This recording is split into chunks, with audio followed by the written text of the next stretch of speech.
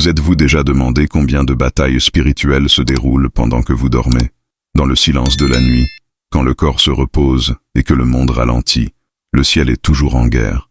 Il y a des chaînes invisibles qui nous lient, des angoisses que nous ne pouvons expliquer, des culpabilités qui nous empêchent de reposer en paix. Et c'est précisément à ce moment où les yeux se ferment, mais l'âme reste agitée, que la prière devient une arme puissante et irremplaçable. Jésus le savait. Il ne nous a pas seulement appris à prier, il a vécu la prière. À chaque aube solitaire, au milieu du désert ou lors des nuits sombres sur le mont des Oliviers, il se mettait à genoux et parlait au Père. Ce n'étaient pas de belles paroles, c'étaient des cris intenses et authentiques, pleins de sens et de puissance. De nombreux chrétiens vivent piégés dans des routines sans vie, dorment le cœur lourd et se réveillent l'esprit épuisé. Et la raison est peut-être plus simple et en même temps plus profonde qu'ils ne l'imaginent. Ils ignorent le meilleur antidote contre l'oppression nocturne, la prière de Jésus. Cette prière n'est pas une formule magique, c'est une clé spirituelle, une révélation vivante. Lorsque Jésus enseignait à ses disciples à prier, il révélait le secret pour briser les chaînes qui nous lient à la peur, à l'anxiété, au péché caché et au manque de but. Et cette clé est encore accessible aujourd'hui, avant de dormir. Combien de fois avez-vous essayé de vous reposer, mais votre esprit était en guerre? Avez-vous déjà ressenti ce poids invisible sur votre poitrine lorsque vous vous allongez, comme si quelque chose n'allait pas, même si vous ne saviez pas quoi? Ce n'est pas une coïncidence. C'est spirituel, et il faut y faire face avec une attitude spirituelle. C'est pour ça qu'on ne peut plus dormir de la même façon. Il faut crier. Vous devez le déclarer avec foi. Il faut dire cette prière que Jésus nous a enseignée avec tant d'autorité et qui a le pouvoir de briser toute oppression. Ce n'est pas seulement une prière, c'est une déclaration de guerre contre tout ce qui tente de vous voler votre paix et votre communion avec Dieu. Tout au long de cette vidéo, nous approfondirons ensemble le sens profond des paroles sorties de la bouche de notre Sauveur. Chaque phrase, chaque mot de la prière de Jésus est porteur de guérison, de libération, de renouveau. Et le plus impressionnant, cette prière s'adapte à chaque bataille à laquelle nous sommes confrontés aujourd'hui.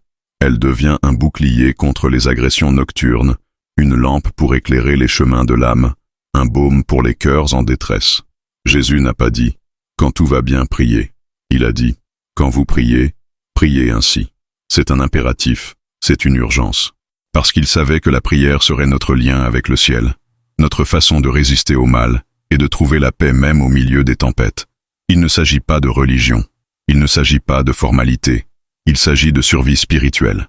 À propos du sauvetage de la foi vivante, de la relation avec le Père, de la conscience que nous sommes tenus par des promesses éternelles. Ne vous endormez pas avec votre âme ouverte à l'ennemi, comblez les failles, renforcez votre esprit. Jésus nous a laissé l'arme la plus puissante, et maintenant c'est à votre tour de l'utiliser. Avant de continuer cette prière, je veux vous faire une invitation sincère. S'il y a quelque chose qui vous a enlevé la paix, s'il y a une situation dans votre vie, dans votre famille, dans votre cœur, que vous aimeriez être présenté à Dieu, écrivez votre demande de prière maintenant, dans les commentaires. Oui, écrivez comme si vous le lui remettiez. Peu importe que ce soit petit ou grand à vos yeux. Pour Dieu, c'est précieux. De nombreux frères et sœurs viennent chaque jour et prient ensemble, et je prierai aussi personnellement pour chaque demande laissée ici, parce que la prière déplace le ciel, brise les chaînes, calme les tempêtes et transforme les réalités. Et lorsque nous prions les uns pour les autres, une puissance encore plus grande est libérée, car Jésus a dit « Là où 2 ou 3 sont assemblés en mon nom, là je serai ». La prière est plus que des mots, c'est le fil qui nous relie directement au cœur de Dieu. C'est le moment où l'âme s'abandonne, où la foi s'active et où l'impossible commence à se produire. Et Jésus nous a fait ce don, une prière simple mais qui porte l'essence du royaume. Une prière qui redéfinit notre perspective, qui nous rappelle qui nous sommes, qui est notre Père et combien il prend soin de nous. Donc, si ce message a touché votre cœur jusqu'à présent, laissez votre like maintenant, car cela aide la vidéo à atteindre davantage de vies qui, comme vous, ont également besoin de direction spirituelle et de réconfort. Et si vous sentez que ce type de contenu renforce votre foi, abonnez-vous à la chaîne dès maintenant. Ici, vous trouverez toujours une parole vivante, pleine de la présence de Dieu, pour renouveler votre esprit et nourrir votre chemin. Et maintenant, c'est le moment de prier. Plaçons-nous ensemble devant le Père, avec foi, avec révérence, avec un abandon total. Fermez les yeux où que vous soyez, si vous le pouvez. Si vous ne pouvez pas, connectez-vous simplement à cette prière avec un cœur ouvert, parce que quelque chose de puissant va se produire. Quand la nuit tombe, ce n'est pas seulement le monde physique qui devient silencieux, l'environnement spirituel change également. C'est à ce moment-là, où la ville ralentit, où les bruits extérieurs cessent, et où chacun se retire dans sa chambre, qu'une autre réalité se manifeste, une réalité invisible, mais absolument réelle. Même si beaucoup pensent que l'heure du coucher n'est qu'une pause pour que le corps se repose, la vérité est qu'il s'agit de l'un des moments les plus stratégiques dans le domaine spirituel. L'obscurité n'est pas seulement l'absence de lumière, c'est symboliquement l'espace où s'intensifient de nombreuses luttes. Dans la Bible, nous trouvons plusieurs références sur le fait que la nuit est un moment où Dieu parle, mais aussi où l'ennemi se déplace. C'est pendant la nuit que les pensées prennent du volume, que les émotions non résolues de la journée résonnent le plus fort. L'oreiller devient un autel d'angoisse, de doute, de peur et souvent même d'accusations internes. Combien de personnes se couchent physiquement épuisées, mais ne parviennent pas à reposer en paix? Combien dorment avec un cœur agité, un esprit chargé? Et au réveil, ils se sentent encore plus fatigués qu'en fermant les yeux. L'heure du coucher est le moment où l'âme rencontre ce qui est réellement stocké en elle. Et s'il n'y a pas de préparation spirituelle, s'il n'y a pas d'alignement avec Dieu, c'est peut-être la période où les portes s'ouvrent à des attaques qui passent inaperçues. La Bible nous montre que Jésus, même s'il était le Fils de Dieu, n'a jamais négligé cette période. Il s'éloigna de la foule, monta sur la montagne et pria. Je faisais souvent cela la nuit ou tôt le matin. Pourquoi? Parce qu'il le savait. Il comprit qu'avant que le corps ne se repose, l'esprit devait être renforcé, qu'avant d'affronter le nouveau jour, il fallait vaincre la nuit. Mais aujourd'hui, nombreux sont ceux qui ignorent ce principe spirituel. Ils dorment connectés aux mauvaises nouvelles, aux réseaux sociaux, aux conversations creuses et aux pensées négatives. Ils éteignent les lumières, mais laissent les vides spirituels allumés. Et c'est dans cet état que beaucoup s'endorment, sans se rendre compte qu'ils sont entrés dans une zone vulnérable, sans bouclier, sans armure, sans prière. L'âme n'est pas protégée. Et lorsque cela se produit de manière répétée, les effets apparaissent. Insomnie, rêves angoissants, anxiété matinale, sensation constante de lourdeur. Et tout cela est traité comme quelque chose de normal ou de psychologique, alors que, bien souvent, c'est spirituel. C'est pourquoi la prière avant de se coucher n'est pas un rituel religieux, mais une arme spirituelle. Lorsque nous nous agenouillons et remettons tout au Seigneur avant de fermer les yeux, nous reconnaissons que nous ne contrôlons pas la nuit, mais nous connaissons celui qui ne dort jamais. Nous disons, « Seigneur, garde mon esprit, protège mon cœur, surveille mon sommeil, parle-moi dans mes rêves. » La prière, en ce moment, c'est comme construire un mur invisible autour de votre maison. C'est comme si on éloignait la pièce de la présence de Dieu. C'est comme déclarer, « Cette nuit, aucune flèche de l'ennemi ne m'atteindra, car je suis caché dans le lieu secret du Très-Haut. » Et quand nous faisons cela avec foi, quelque chose change. L'atmosphère de l'environnement change. Le sommeil vient avec la paix, l'esprit repose en sécurité, et le lendemain commence avec légèreté, clarté et force renouvelée. Il n'y a rien de plus précieux que de savoir que pendant que nous dormons, notre Dieu combat pour nous. Il envoie des anges, il révèle des directions dans les rêves, il apporte la paix au cœur fatigué. Mais tout commence par un geste simple, prier, parler à Dieu. Reconnaissez que nous avons besoin de lui-même pour dormir. C'est pourquoi, dans cette vidéo, nous sauvons ce principe oublié. La prière que Jésus nous a enseignée ne se limite pas à la récitation par cœur. C'est un portail de soulagement, de libération et de véritable repos. Et c'est la nuit, dans la chambre, loin des distractions, qu'elle devient encore plus puissante. Alors ne vous endormez pas sans. Ne fermez pas les yeux sans d'abord ouvrir votre cœur. Vous ne savez pas ce qui peut se passer dans le monde spirituel pendant que vous dormez, mais Dieu le sait, et il veut vous agir, vous protéger et vous parler. Maintenant, je veux que vous commentiez ci-dessous quelque chose de simple, mais prophétique. Si ce message vous a parlé, écrivez « Seigneur, je remets ma nuit entre tes mains ». Et si vous avez déjà vécu quelque chose de surnaturel la nuit après la prière, partagez votre témoignage. Cela peut renforcer d'autres personnes qui ont également besoin de croire. Si vous le souhaitez, laissez également votre demande de prière dans les commentaires. Nous prierons avec vous et pour vous. Si vous êtes prêts, dites-nous dans les commentaires, ce soir ce sera différent.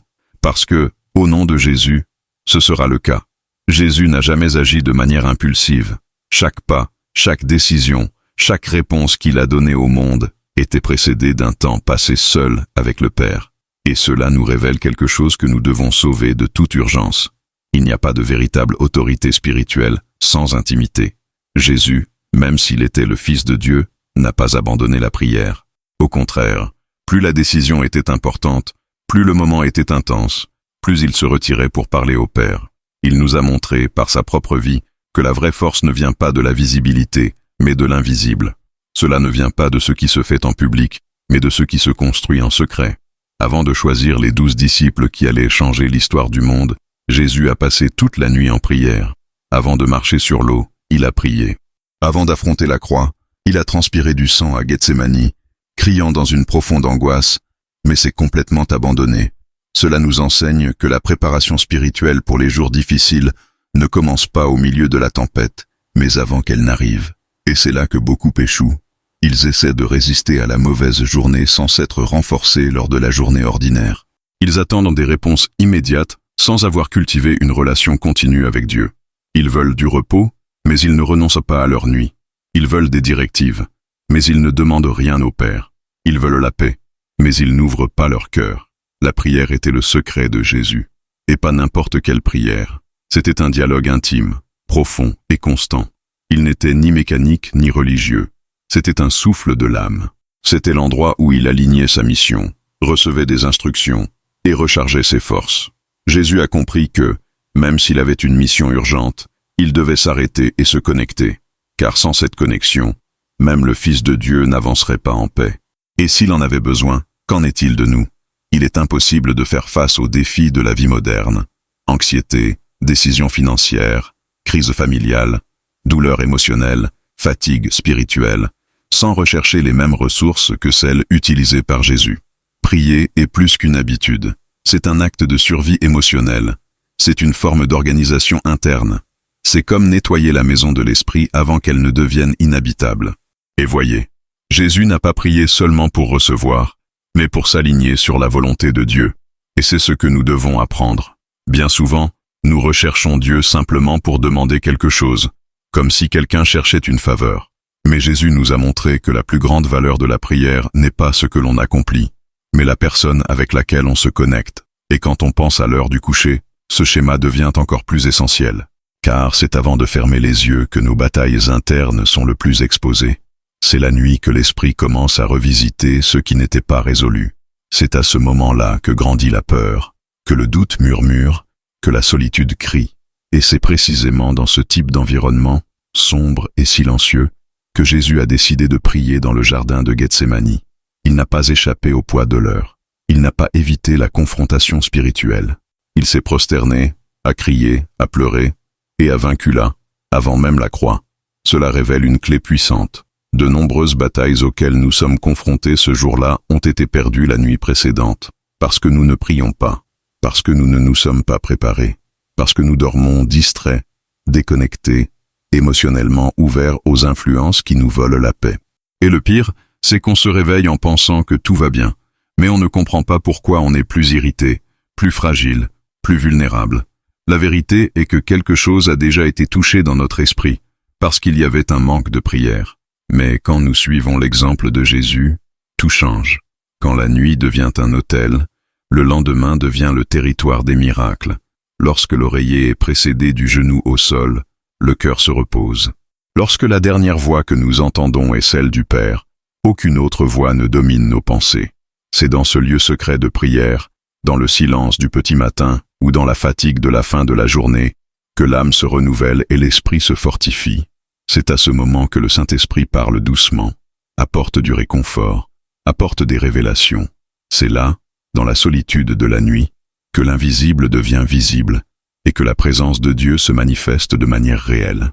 Jésus n'a jamais agi sans prier au préalable, et cela nous met au défi de faire de même. Ne pas prendre de décisions impulsivement, ne pas laisser le sommeil nous éloigner de Dieu, ne pas s'endormir comme quelqu'un qui ne sait pas qu'une guerre invisible est en cours. La prière est le bouclier, le refuge, la boussole. C'est ce qui prépare la voie aux grandes victoires de la vie. Par conséquent, avant de terminer cette vidéo, je veux vous inviter à réfléchir à quelque chose. Qu'avez-vous fait avant de vous coucher? À qui as-tu parlé?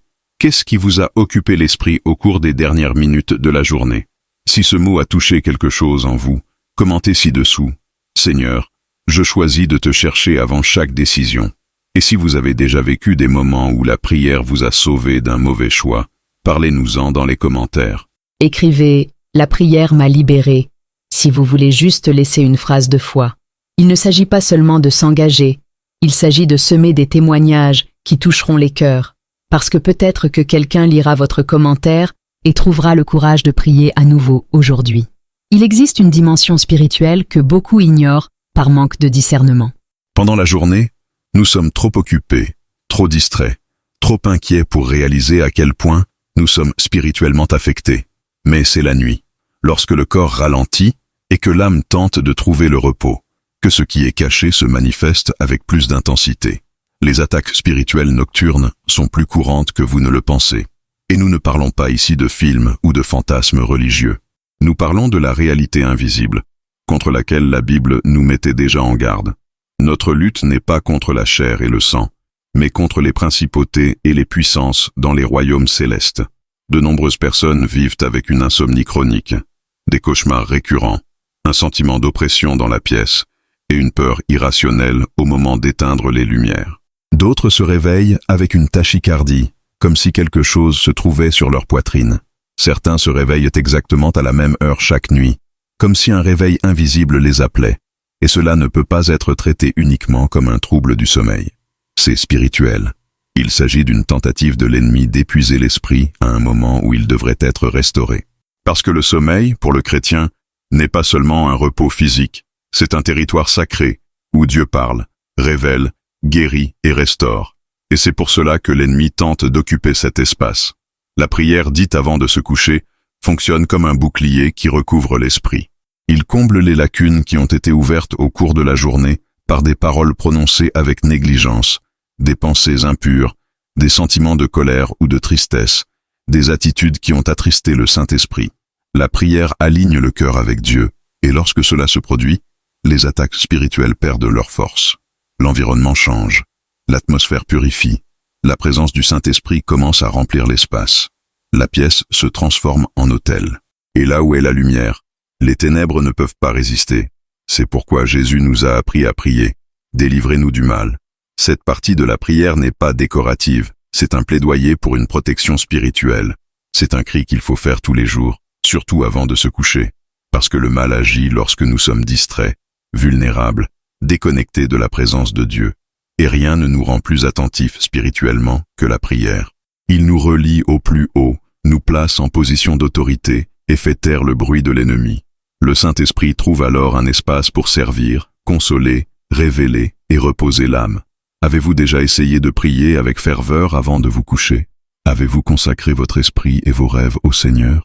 Avez-vous déclaré que la chambre est un territoire de paix, qu'aucun esprit étranger ne peut toucher votre maison, votre famille, votre sommeil? Faites-le aujourd'hui. N'attendez pas une autre nuit de tourment pour agir. La prière est votre droit, c'est votre protection. C'est le bouclier que les yeux ne peuvent pas voir, mais que le monde spirituel reconnaît immédiatement. Et si vous voulez que votre maison soit un refuge, commencez par ce geste simple. Pliez les genoux, élevez la voix ou parlez simplement en silence, mais parlez à Dieu. Maintenant, partagez-le ici dans les commentaires. Seigneur, couvre ma nuit de ton bouclier. Et si vous avez fait l'expérience d'une libération des cauchemars ou des crises nocturnes grâce à la prière, laissez votre témoignage. Ou écrivez simplement « Ma maison appartient au Saint-Esprit ». C'est une déclaration prophétique puissante. Dormir est un acte naturel, mais beaucoup le font d'une manière spirituellement dangereuse. Se coucher sans avoir d'abord purifié son cœur, c'est comme laisser une porte entr'ouverte pour que l'ennemi puisse entrer. La blessure, l'orgueil, le ressentiment, l'envie, l'anxiété et même la fatigue non résolue sont comme des brèches qui donnent accès à des tourments invisibles. Lorsqu'une personne dort le cœur lourd, l'esprit ne se repose pas. Il se bat, même inconsciemment. Et le résultat apparaît le lendemain. Vous vous réveillez fatigué, irrité, déconnecté de Dieu. Cela se produit parce que l'âme a passé la nuit en conflit et non en communion. La Bible dit que nous ne devrions pas laisser le soleil se coucher sur notre colère. Cela signifie que nous ne pouvons pas nous endormir avec des problèmes émotionnels ou spirituels. Nous devons libérer le pardon. Nous devons nous vider. Nous devons avouer. Parce que ce que nous cachons dans notre cœur pendant la journée devient la nourriture de l'ennemi pendant la nuit. Et ne vous y trompez pas. Il sait explorer exactement le point que vous n'avez pas résolu. Une douleur non traitée se transforme en brèche. Et quand cela arrive, même les rêves peuvent être manipulés. Par conséquent, la prière avant de se coucher revient à nettoyer l'âme. Il organise les sentiments, soulage les poids, dissout la culpabilité. Elle met les choses en ordre. Et plus encore, cela remet entre les mains de Dieu ce que vous ne pouvez pas contrôler. Dormir sans prier équivaut à porter une valise pleine de pierres comme oreiller. Vous pouvez même vous allonger, mais vous ne pouvez pas vraiment vous reposer. Jésus n'a jamais dormi avec un cœur amer. Même en sachant qu'il serait trahi, même en sachant que beaucoup le rejetteraient, il s'est retiré pour prier. Il a placé ce qu'il ressentait devant le Père. Il cherchait du réconfort là-haut. Il n'a pas porté seul le fardeau de l'humanité. Il l'a tout déversé dans la prière. Et c'est ce que vous devez faire. Avant d'éteindre la lumière, allumez la foi. Parlez à Dieu. Donnez-lui ce qui vous pèse. Pardonnez. Libérez. Et puis, repose en paix. Commentaire ci-dessous. Seigneur, purifie mon cœur avant de dormir. Et si vous avez déjà fait l'expérience d'une libération émotionnelle grâce à la prière nocturne, dites « La prière m'a guéri ». Remplissons les commentaires de déclaration de libération. Parmi tous les enseignements de Jésus, aucun n'était peut-être aussi pratique, profond et puissant que le Notre Père. Ce n'est pas une simple répétition de belles paroles, c'est une carte spirituelle pour ceux qui souhaitent vivre en paix, marcher avec équilibre et dormir en communion avec Dieu. Jésus ne nous a pas simplement suggéré de prier ainsi. Il a dit « Quand vous priez, priez comme ceci ». C'est un commandement. C'est une invitation à accéder au cœur du Père avec des paroles qui portent une structure céleste. Chaque partie de cette prière a été conçue dans un but précis. Nous commençons par reconnaître la paternité de Dieu, notre Père qui est aux cieux. Cela change déjà tout. Nous ne parlons pas à un être lointain, mais à un Père présent. Cela crée de la sécurité. Et lorsque cette sécurité remplit le cœur, la peur se dissipe, l'esprit se repose. Ensuite, nous déclarons que son nom est saint, que sa volonté est souveraine et que nous voulons que son royaume se manifeste ici, maintenant, dans nos vies, dans nos maisons, dans nos jours et dans nos nuits. Nous demandons du pain, reconnaissant que tout vient de lui. Nous demandons pardon, reconnaissant que nous avons besoin de grâce. Nous demandons la délivrance, reconnaissant qu'il y a des batailles que nous ne pouvons pas voir. Et dans chaque ligne, il y a un principe. Il y a la libération. Il y a un soulagement. Dormir après avoir prié le Notre Père avec compréhension n'est pas une superstition, c'est une sagesse spirituelle. C'est comme aligner l'âme avec le ciel. C'est comme réorganiser les sentiments. C'est comme apporter la paix à l'intérieur. Jésus nous a donné cette prière non pas comme une formule, mais comme une direction. Et quand on l'utilise à cœur ouvert, il devient vivant. Cela se transforme en guérison. Et si vous n'avez pas prié ainsi avant de vous coucher, faites-le aujourd'hui. Mais ne vous contentez pas de répéter, méditez, vivez chaque mot, ressentez chaque ligne. Et puis, repose-toi. Parce que lorsque la prière entre en jeu, le combat spirituel surgit. Si ce mot vous a semblé logique, commentez maintenant « Notre Père, qui est avec moi ce soir ». Et si vous avez l'habitude de faire cette prière fréquemment, témoignez ici dans les commentaires en disant « Cette prière m'apporte la paix ». Peu de mots ont autant de pouvoir que cette phrase « Que ta volonté soit faite ». Et pourtant, ce sont les mots les plus difficiles à prononcer honnêtement lorsque nous sommes confrontés à des décisions, à de l'angoisse ou à de l'incertitude. Jésus nous a appris à prier ainsi, non pas parce que c'était facile, mais parce qu'il savait qu'il n'y a de vraie paix que lorsqu'il y a l'abandon. Seule l'âme se repose lorsqu'elle cesse de lutter contre le plan de Dieu. Et cet abandon, aussi difficile soit-il, commence en secret, commence au moment de la prière, surtout la nuit, quand tout devient plus clair à l'intérieur. À quelle fréquence l'anxiété nous empêche-t-elle de dormir? Nous continuons d'essayer d'imaginer demain, de contrôler ce qui est hors de notre portée, de prédire les résultats, d'éviter les douleurs qui ne sont même jamais arrivées. Le cœur se débat, l'esprit s'emballe, le corps se fatigue, et l'esprit se tait. Mais lorsque nous nous arrêtons, respirons et prions, « Père, que ta volonté soit faite », quelque chose change à l'intérieur. La paix commence à occuper l'espace de tension. La présence de Dieu commence à faire taire les pensées envahissantes. Non pas parce que les problèmes disparaissent, mais parce que le cœur reconnaît qu'il n'a plus besoin de tout porter seul. Jésus a prié ainsi au moment le plus sombre de sa vie. Dans le jardin de Gethsémani, le poids de la croix reposait déjà sur lui. La douleur, l'angoisse, la peur, tout le pressait à l'intérieur. Et pourtant il a dit, « Père, si possible, éloigne de moi cette coupe, mais que ce ne soit pas ma volonté, mais la tienne. » Ce n'était pas seulement une prière d'obéissance, c'était une prière de confiance absolue, un abandon total du contrôle. Et si notre Sauveur avait besoin de faire cette prière pour faire face à la croix, qu'est-ce qui nous fait penser que nous pouvons affronter nos difficultés sans faire de même? La grande majorité des conflits internes qui nous privent de sommeil proviennent de la lutte entre ce que nous voulons et ce que Dieu permet. Et la prière qui nous libère n'est pas celle qui change la situation, c'est celle qui change notre attitude face à la situation.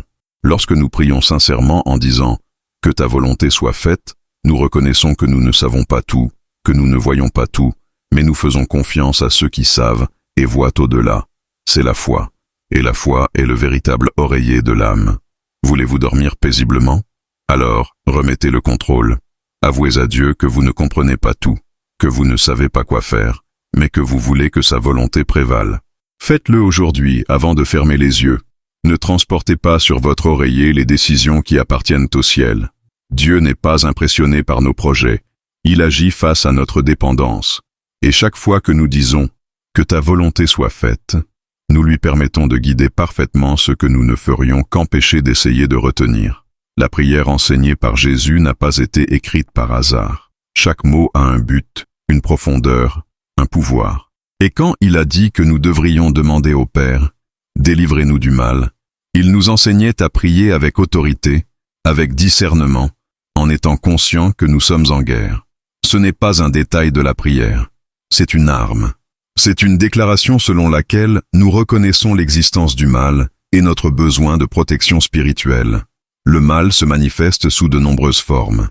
Parfois, il s'agit de pensées négatives insistantes, d'autres fois, d'un lourd bouleversement qui surgit de nulle part. À certains moments, le mal se cache derrière des distractions qui semblent inoffensives, mais qui affaiblissent la foi, vident l'âme et nous éloignent de notre orientation spirituelle. Et la nuit, ce mal trouve de la place, surtout lorsque nous sommes fatigués, vulnérables et inattentifs. C'est pourquoi Jésus nous a appris à veiller et à prier. Parce que l'ennemi ne se repose pas. Mais la bonne nouvelle est que Dieu non plus. Lorsque nous prions, délivrez-nous du mal, nous prenons position. Nous disons que nous n'acceptons aucun type d'influence obscure dans notre esprit, notre maison, notre sommeil, nos rêves. Nous réclamons une couverture médiatique. Et cette prière faite avec foi est comme un cri qui résonne dans les cieux et fait taire l'enfer. Dieu écoute. Les anges bougent. L'ambiance change. Parce que le nom de Jésus a pouvoir sur toutes sortes de mal. Cette partie de la prière doit être faite tous les jours, et avec encore plus d'intention avant de se coucher. Parce que c'est lorsque nous sommes inconscients que l'ennemi tente de semer la peur, la confusion et la tromperie. Mais lorsque vous priez avec autorité en déclarant « Délivre-moi du mal, Seigneur », vous construisez un mur spirituel autour de votre maison. Cela signifie que cette nuit appartient au Saint-Esprit et qu'il n'y a là aucune place pour une quelconque œuvre mauvaise. Cette autorité ne vous appartient pas par mérite, mais par héritage. Quiconque croit en Jésus a le droit d'appeler à la protection, et plus encore, d'ordonner à tout mal de se retirer. Utilisez cette autorité, priez fermement. Dites-le à voix haute si vous le souhaitez. Parlez avec votre cœur si vous préférez. Mais ne vous endormez pas sans demander votre libération. Ce n'est pas une exagération spirituelle, c'est de la maturité, c'est la sagesse. Il existe des chaînes qui ne sont pas en fer, mais qui tiennent avec la même résistance. Des chaînes invisibles qui limitent l'âme, enchaînent les sentiments, paralysent les pas. Chaînes de peur, de culpabilité, de ressentiment, de rejet, de traumatismes non résolus, de péchés non avoués. Ces prisons ne sont pas dans le corps, mais dans l'esprit. Et c'est pourquoi, souvent, ni la médecine n'explique, ni la logique ne comprend. Seul le Saint-Esprit peut révéler et libérer. Et la clé de cette libération commence par une prière sincère, venant du plus profond de l'âme. La prière que Jésus nous a enseignée a le pouvoir de toucher les racines les plus profondes de la douleur humaine. Lorsque nous prions chaque partie avec foi, nous démantelons en fait des liens qui ont mis des années à se former. Lorsque nous disons « Pardonnez-nous nos dettes comme nous vous pardonnons », nous brisons le cycle du ressentiment. Lorsque nous déclarons « que ta volonté soit faite », nous abandonnons le contrôle et laissons Dieu agir là où nous avons essayé de résoudre par la force. Lorsque nous crions « délivrez-nous du mal », nous renions tout lien spirituel qui nous lie. Cette prière est libératrice car elle agit exactement là où l'esprit est piégé. Combien de personnes portent la culpabilité pendant des années? Combien entendent encore des voix du passé leur disant qu'ils ne sont pas dignes, qu'ils ne sont pas pardonnés, qu'ils ne sont pas aimés? Combien vivent dans des prisons émotionnelles silencieuses, souriant à l'extérieur mais gémissant à l'intérieur? Et beaucoup de ces chaînes sont maintenues simplement parce que les gens ne prient pas, parce que tu ne te rends pas. Pourquoi tu n'avoues pas? Mais tout peut changer lorsque vous décidez d'utiliser la prière comme outil de guérison. Quand tu t'agenouilles et que tu parles au Père comme quelqu'un qui parle à un docteur de l'âme. La libération spirituelle ne vient pas toujours par des cris ou des manifestations. Parfois, cela s'accompagne de larmes silencieuses devant Dieu, avec un « Père, je n'en peux plus » murmuré entre deux sanglots. Et la prière du Notre Père, lorsqu'elle est dite sincèrement, a ce pouvoir. Elle défait les nœuds, elle brise les chaînes, elle guérit ce qui était caché. Cela purifie l'esprit. Et quand cela arrive, le sommeil vient comme un cadeau du ciel. L'esprit se repose, le cœur se calme, et l'âme respire enfin. Dormir paisiblement n'est pas seulement un privilège biologique, c'est une promesse spirituelle. La Bible dit « Je me couche en paix, puis je m'endors, car toi seul, Seigneur, fais-moi vivre en sécurité. » Ce n'est pas une jolie phrase à mettre en image sur le mur de votre chambre. C'est une réalité qui peut être vécue au quotidien, mais cela commence par la confiance. La paix qui permet un véritable sommeil ne vient pas du silence qui nous entoure, mais de la certitude que Dieu est aux commandes. Il naît lorsque le cœur choisit d'arrêter de lutter contre ce qu'il ne peut pas changer et commence à faire confiance à celui qui peut tout. Beaucoup se couchent, mais ne se reposent pas. Ils ferment les yeux, mais l'âme continue de bouger. La tête tourne, le corps se tord. L'esprit crée des scénarios de peur, de perte, d'échec. L'oreiller, qui devrait être un lieu de réconfort, se transforme en hôtel d'angoisse. Et souvent, tout cela arrive parce que le cœur est plein de doutes. La foi est affaiblie, la prière a été oubliée, et quand cela devient routinier, la paix s'éloigne. Mais la vérité est que cela ne doit pas nécessairement être votre réalité. Vous pouvez et devez dormir paisiblement. La confiance en Dieu est comme un médicament pour l'âme. Cela ne résout pas tous les problèmes du jour au lendemain, mais cela vous donne les conditions nécessaires pour y faire face, sans vous détruire dans le processus. C'est ce qui fait taire la peur, réduit l'anxiété, et aligne le cœur avec le ciel. Et cette confiance se construit par la prière, par l'abandon, par l'adoration. C'est quelque chose qui naît en secret. Cela ne sert à rien d'essayer de croire par la force. Il faut savoir qui est Dieu, se souvenir des promesses, se souvenir des délivrances. Parce que faire confiance à Dieu n'est pas une émotion, c'est une décision spirituelle. C'est croire même quand tout dit le contraire. Jésus dormait paisiblement au milieu d'une tempête. Le bateau faillit chavirer, les disciples criaient, les vagues envahissaient, et il était là, dormant. Comment peut-on dormir paisiblement dans ce genre de situation? Seuls ceux qui savent qu'ils sont sauvés, même lorsque tout autour d'eux semble hors de contrôle. C'est le genre de paix que Dieu veut vous donner. Ce n'est pas une paix fragile, qui dépend des circonstances, mais une paix ferme, qui naît de la foi, qui grandit en sa présence. Une paix qui ne vient pas de l'absence de problèmes, mais de la présence du prince de la paix.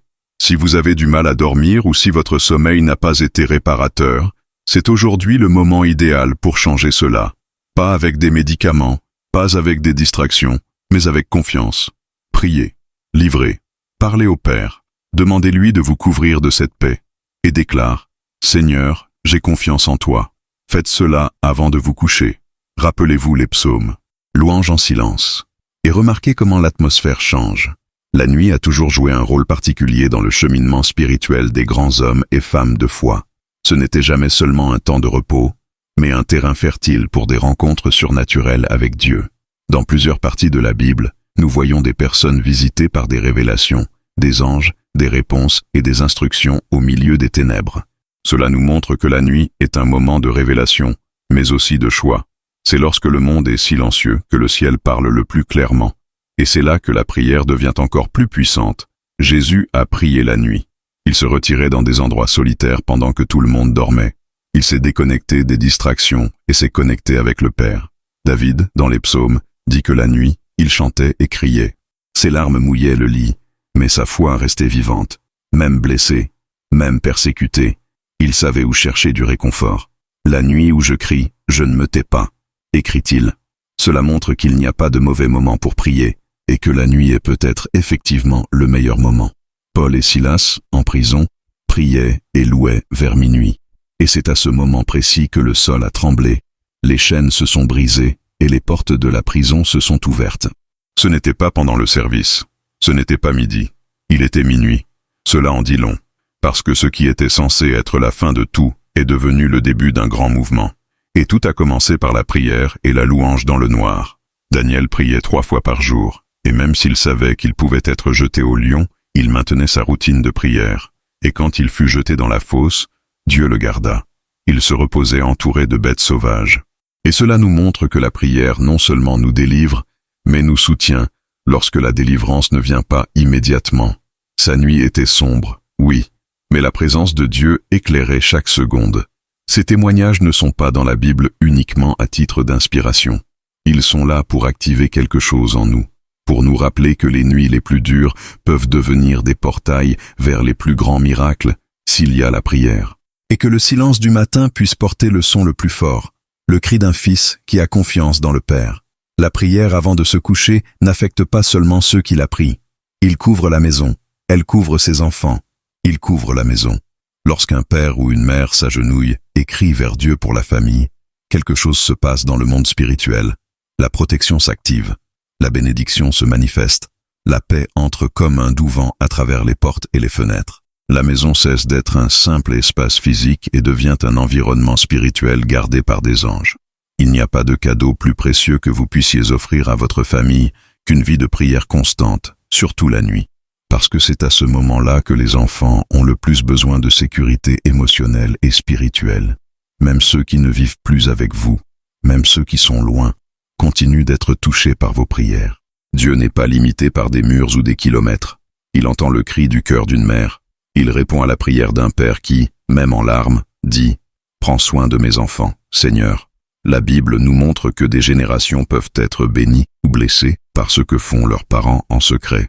Et quand vous décidez de vous lever spirituellement et d'intercéder, même si personne ne le voit, le ciel bouge. Vos enfants sont peut-être confrontés à des difficultés dont vous n'êtes pas conscient. Mais Dieu sait, et quand vous priez, il agit, il protège, cela se transforme. Il envoie des ressources, des personnes, des délivrances. De nombreux parents ne savent pas quoi faire d'autre. Ils ont déjà parlé, ils ont déjà conseillé, ils ont tout essayé. Mais peut-être que ce qui manque, c'est simplement la prière. Pas n'importe quelle prière, mais une prière persistante, quotidienne et fervente. Une prière qui dit « Seigneur, j'espère que tu prends soin de mes enfants mieux que je ne le pourrai jamais. » Cela brise les chaînes, cela ferme les portes au mal, cela rétablit les relations. Priez pour vos enfants avant de vous coucher, prononcez leur nom devant Dieu, déclarez que le foyer est un lieu de paix, que la famille appartient au Seigneur, oignez la pièce, chantez des louanges, faites-le même s'il semble que rien ne change, parce que pendant que vous priez, Dieu agit. Prendre l'habitude de prier avant de se coucher peut sembler simple à première vue, mais dans un monde où la fatigue, la distraction et l'anxiété dominent l'esprit, cette pratique devient un défi quotidien. Beaucoup veulent avoir une vie de prière plus active. Ils veulent se connecter avec Dieu tous les soirs. Mais quand la fin de la journée arrive, le corps est épuisé, l'esprit est saturé et le cœur est partagé entre « j'ai besoin de prier » et « je veux juste dormir ». Et c'est là que beaucoup perdent des batailles spirituelles sans s'en rendre compte. La vérité est que la prière ne dépend pas d'un environnement parfait, d'émotions brutes ou de temps à consacrer. La prière est une décision, c'est l'intentionnalité. C'est placer la priorité spirituelle au-dessus du confort physique. Jésus a prié même après des journées bien remplies, même au milieu d'une extrême fatigue. Et il n'a pas prié parce qu'il était religieux, mais parce qu'il savait que sa force venait du ciel. Il ne l'a quitté qu'un autre jour. Il n'a pas reporté. Il n'a pas cédé à l'épuisement. Et c'est cet exemple que nous devons intégrer à notre routine, avec sagesse, réalisme et foi. La première étape pour faire de la prière nocturne une habitude est de comprendre pourquoi vous en avez besoin. Si vous considérez toujours la prière comme une obligation ou quelque chose que Dieu attend de vous, vous l'abandonnerez rapidement. Mais lorsque vous comprenez que la prière est votre source de repos spirituel, votre moment de réalignement, votre champ de bataille invisible, vous commencez à la traiter comme quelque chose d'indispensable. Tout comme vous ne vous endormirez pas sans vous brosser les dents, vous ne devriez pas vous endormir sans avoir purifié votre âme dans la prière. La deuxième étape consiste à commencer petit. N'essayez pas de faire 1 heure de prière chaque soir si vous ne pouvez même pas y consacrer 5 minutes. Commencez par 1 minute sincère. Commencez par dire merci. Commencez par reconnaître que vous êtes fatigué, mais que vous voulez parler au Père. N'essayez pas de simuler une spiritualité forcée. Soyez réel. Parle comme un fils. Parlez comme quelqu'un qui en a besoin. Ce n'est pas une question de performance, c'est une question de présence. Au fil du temps, cette dynamique s'amplifie. Avec le temps, cela devient nécessaire.